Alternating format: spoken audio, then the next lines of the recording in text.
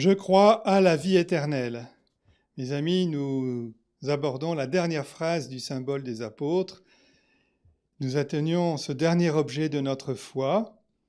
Une dernière fois, relisons encore le symbole des apôtres en son entier, car il est constitué d'une seule phrase et notre foi est un tout.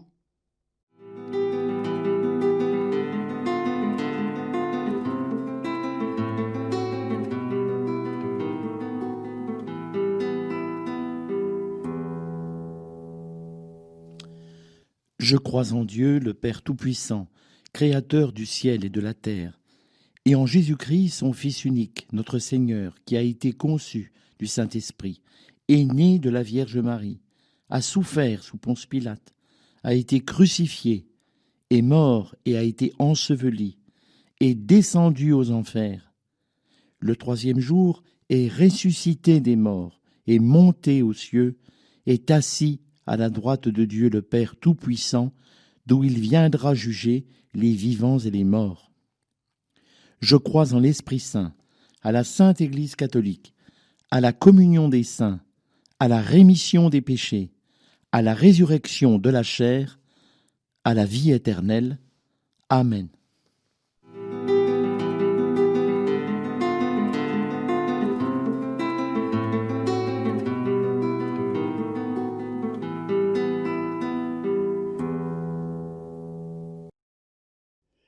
Il est assez difficile d'imaginer la vie éternelle. Déjà, se projeter sur 100 ans est impossible de nos jours, tant les progrès de la science vont de plus en plus vite. Un humoriste américain, Woody Allen, pour ne pas le nommer, avait eu ce trait d'esprit que je ne résiste pas à vous donner. L'éternité, disait-il, c'est long, surtout vers la fin. Il y a de quoi sourire, bien sûr. Mais ça laisse entendre une vision de l'éternité plutôt ennuyeuse et statique. Nous verrons que la foi chrétienne ne dit pas cela du tout. Ce propos qui met l'accent sur la durée laisse entendre donc un ennui éternel. Et de fait, si bénéficier de la vie éternelle, c'est tomber dans cet ennui permanent, on n'en voit pas l'intérêt. Et qu'est-ce qui, dans la foi chrétienne, nous permet d'envisager avec désir et intérêt, non pas l'éternité, mais la vie éternelle?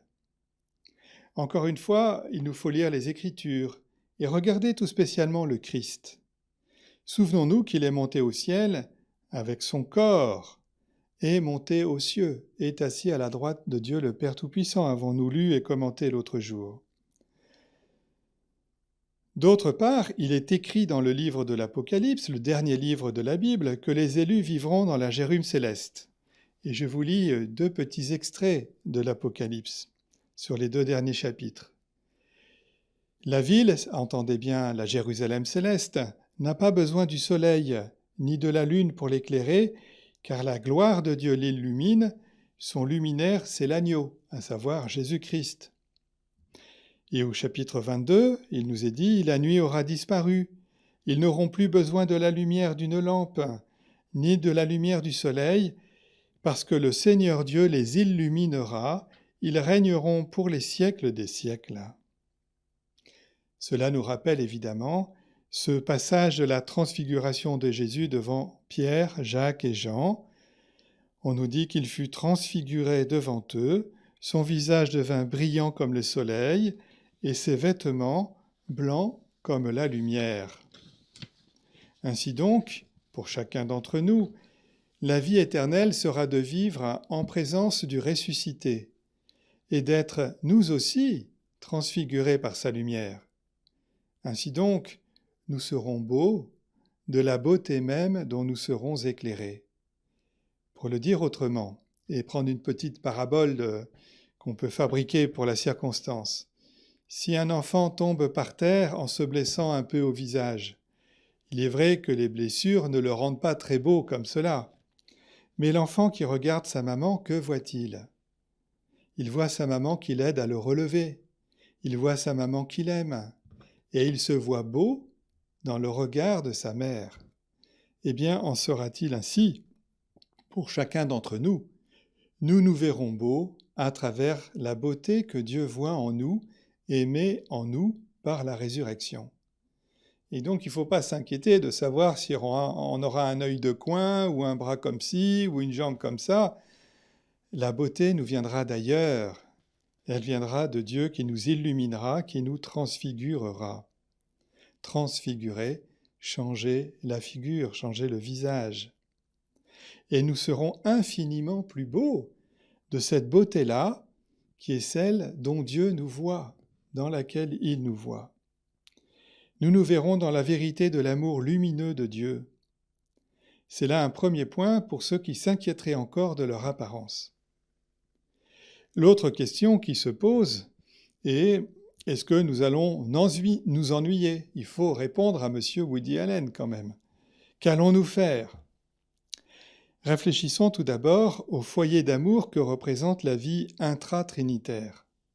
Si chaque personne, comme nous l'avons dit, est don d'elle-même à l'autre, le Père au Fils et le Fils au Père, si l'Esprit Saint est l'expression même de cet amour, il est bien possible que chaque personne, s'étant enrichie du don qu'elle a reçu, et s'offrant elle-même avec le don reçu, offre à celui qui avait donné en premier plus encore, et ainsi de suite. Et les dons se faisant ainsi, au fur et à mesure, eh bien, la vie de Dieu est sans cesse plus vivante, sans cesse plus riche. Et chaque personne est enrichie du don de l'autre et enrichit le don qu'elle fait d'elle-même. Et ainsi de suite. Ce qui laisse penser que la vie divine peut être toujours plus riche, plus belle, plus vivante. S'il est une constante en Dieu, c'est d'être sans cesse infiniment plus vivant.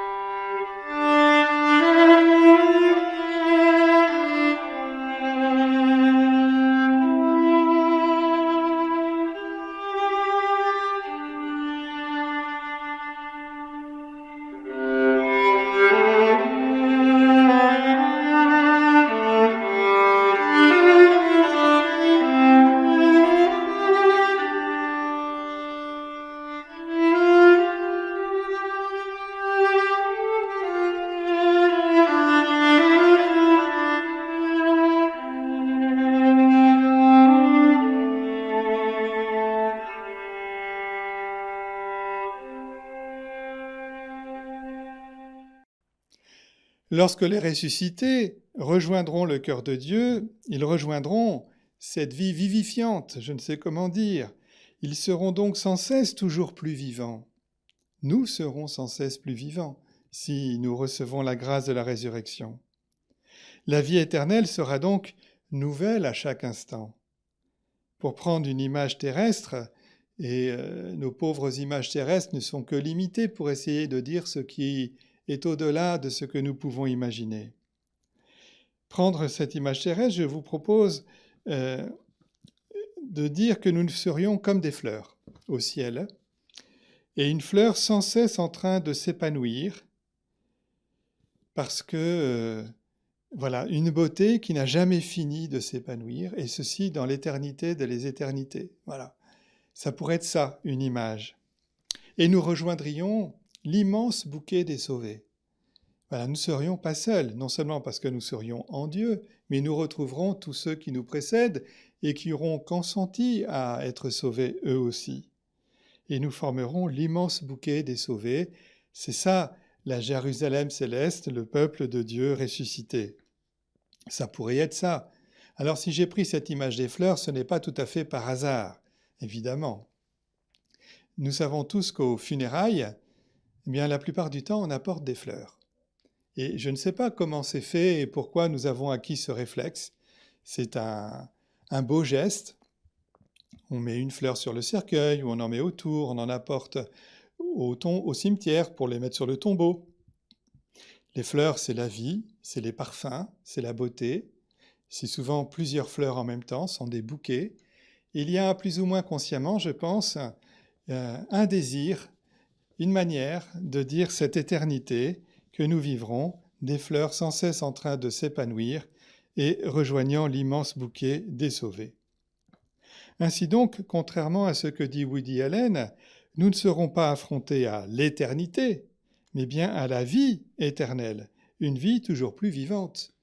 Et c'est en cela qu'il est intéressant de nous décaler par rapport à l'humoriste, mais voilà, il nous a permis de dire ce que nous avions à dire là-dessus.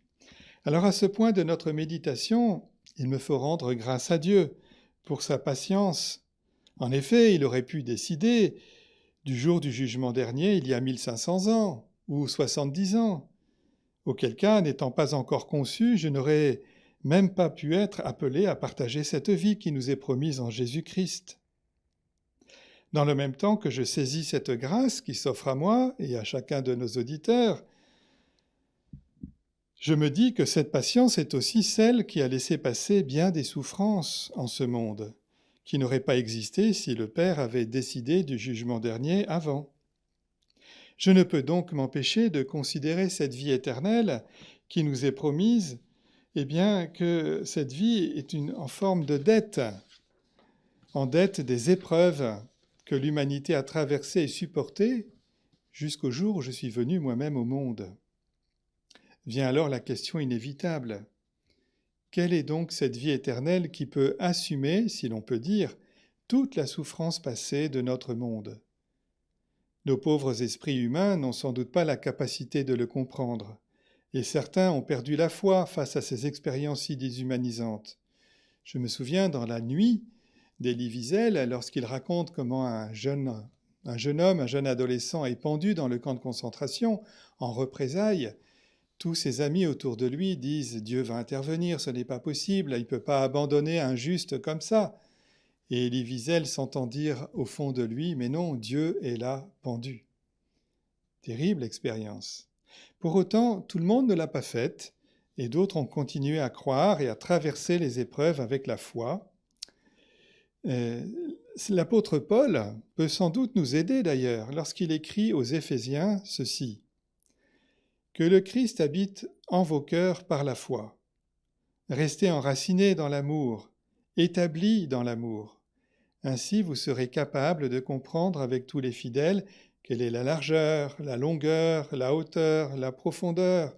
Vous connaîtrez ce qui dépasse toute connaissance, l'amour du Christ. Alors vous serez comblés jusqu'à entrer dans toute la plénitude de Dieu.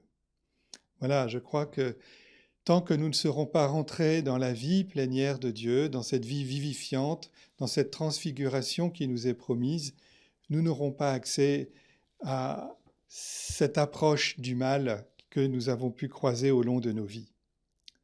Nous pouvons considérer cette vie éternelle comme suffisante en soi. Déjà vivre de la vie de Dieu, c'est magnifique, et sans doute l'est-elle. Mais pour un certain nombre d'entre nous, et je l'espère pour tous, tant que le jour du jugement dernier n'est pas survenu, et puisque la communion des saints est une réalité qui unit les baptisés du ciel avec ceux de la terre, ceux qui sont au ciel, eh bien, continuent d'intercéder pour nous. Que faisons-nous quand on est au ciel ? Eh bien, on peut aussi prier pour ceux qui sont encore sur terre. Ça fait partie aussi de notre vocation, de notre solidarité entre nous les humains qui ne s'arrête pas une fois qu'on est ressuscité. Voilà pourquoi nous mettons, nous, des bougies dans nos églises. Nous sollicitons l'intercession de nos aînés dans la foi, parce que la vie éternelle est une réalité et parce que la communion des saints est une solidarité réelle entre nous.